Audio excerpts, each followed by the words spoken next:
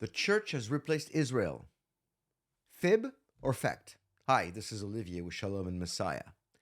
It's been going on for a while now, this idea known as replacement theology that claims that the church has replaced the Jewish people in the plan of God for all the blessings. What's interesting is that people who promote the view of replacement theology, also known as supersessionism, always uh, uh, feel very comfortable acquiring or having a transfer of the blessings that God promised to Israel, but the curses can remain the property of the Jews.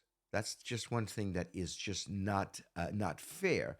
Now, this view of replacement theology can only be achieved if you look at your Bible in a way that will allegorize or change the meaning of what it says.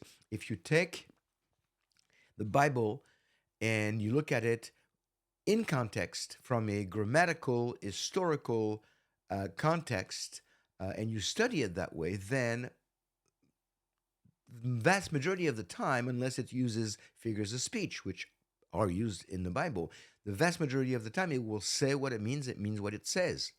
So when you read Israel in the Bible, obviously, in the Old Testament, nobody's complaining, but it's in the New Testament, which is about a little over 70 times when it has the word Israel. It means Israel. It does not mean the church. One of the passages that is one of my favorite one that I have looked at is in 1 Corinthians 10 and 32, I believe.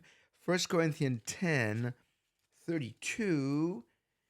It says, give no offense either to Jews or to Greeks or to the church of God.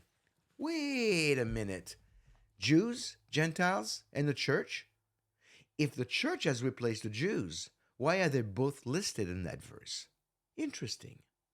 So that's just one verse. But again, keep the Bible in context. Look at all the verses about Israel in the New Testament and try to make them fit the context when it says Israel and make it mean the church. And if that works, then maybe I'm wrong, but it's not going to work. You have to do theological gymnastics. And finally, if replacement theology is true, then God, who made promises through his covenants with Israel, promises that are unconditional and eternal, then God is a liar and a covenant breaker. And if he is a liar and a covenant breaker, then maybe our salvation is not safe. But it is, because God never changes his mind. He's the same yesterday, today, and forever. So replacement theology, fib or fact? Well, you've guessed it. Definitely fib. Be blessed.